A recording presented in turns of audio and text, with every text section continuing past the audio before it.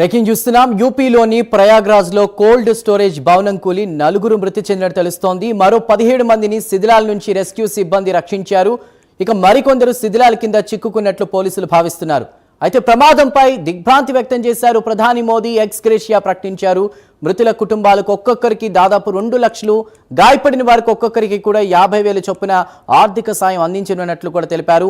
ఇదే అంశంపై పూర్తి వివరాలని మా నేషనల్ బ్యూరో చీఫ్ కళ అందిస్తారు. కళ, చెప్పండి. దాదాపు అంటే కొద్దిసేపటి క్రితంగా ప్రయాగ్రాజ్ లో కోల్డ్ స్టోరేజ్ భవనం కుప్పకూలింది. చాలా పెద్ద ప్రమాదము. ఇందులో ఆ సమయంలో దాదాపు 100 మందికి పైగా కూడా కూలీలు, వలస కూలీలు పనిచేస్తున్నటువంటిది.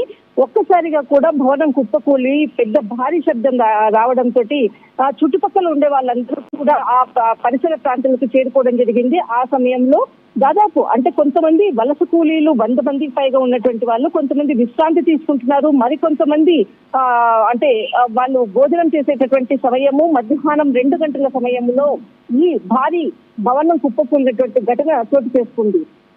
అంటే ఆ సమయంలో దాదాపు 4, ఇప్పటి వరకు అందుతున్నటువంటి సమాచారం ప్రకారంగా 4 మృతి చెందారు. దాదాపు 17 మందిని రెస్క్యూ సిబ్బంది, ఎస్డీఆర్ఎఫ్ బృందాలు, ఎన్డీఆర్ఎఫ్ బృందాలు ఏదైతే ప్రదేశానికి చేరుకొని వాళ్ళని రెస్క్యూ చేసేసి కాపాడటం జరిగింది. మరికొంతమంది కూడా భవనాల కింద చిక్కుకొని ఉన్నారు అన్నటువంటిది ప్రస్తుతం అందుతున్నటువంటి సమాచారము. ఈ ఘటన చోటు చేసుకున్న వెంటనే ఆ సమాచారం ప్రభుత్వం అటు ఉత్తరప్రదేశ్ ముఖ్యమంత్రి యోగి ఆదిత్యనాథ్, ప్రధాని నరేంద్ర మోదీ కూడా దిగ్భ్రాంతి వ్యక్తం చేశారు. దీనికి సంబంధించినటువంటి హుటాహుటిన కూడా రెస్క్యూ సిబ్బంది అనుకోవచ్చు, చాలా టీంలను ఇప్పటికే రంగంలోకి దింపారు.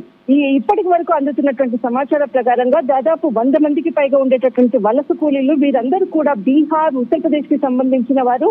కొంతమంది ఉత్తరప్రదేశ్ కి సంబంధించిన వారు ఎవరైతే మృతి చెందారో వారికి సంబంధించినటువంటి పూర్తి డాటా కూడా ప్రభుత్వం వెల్లడించింది. దీనికి సంబంధించినటువంటి వారి కుటుంబ సభ్యులకు సమాచారం కూడా ఇవ్వడం జరిగింది. మరికొంతమంది మృతుల సంఖ్య కూడా పెరిగేటటువంటి అవకాశం ఉంది. క్షతగాతులను ఉత్తరప్రదేశ్ ప్రభుత్వ ఆసుపత్రికి, ఏదైతే ప్రయాగ్రాజ్ ప్రభుత్వ ఆసుపత్రికి దగ్గరలో ఉండేటటువంటి ప్రైవేట్ ఆసుపత్రికి కూడా అంబులెన్స్ల మోతతో మారుమోగుతున్నటువంటిది ప్రయాగ్రాజ్.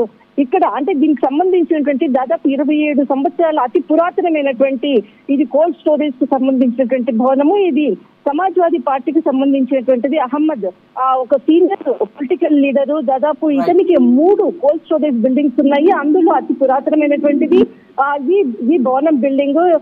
ఈ భవనం ఏదైతే పనిచేసేటటువంటి సమయంలోనే కుప్పకూలింది.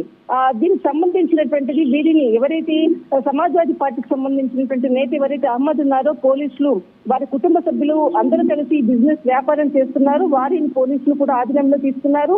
పూర్తి సమాచారాన్ని కూడా రాబడుతున్నారు. కానీ 100 మందికి పైగా కూడా వలస కూలీలు పనిచేసేటటువంటి ఈ అంటే పురాతనమైనటువంటి బిల్డింగ్ కావడంతో ఈ దుర్ఘటన జరిగింది అన్నటువంటిది మాత్రం ప్రాథమికంగా అందుతున్నటువంటి సమాచారము.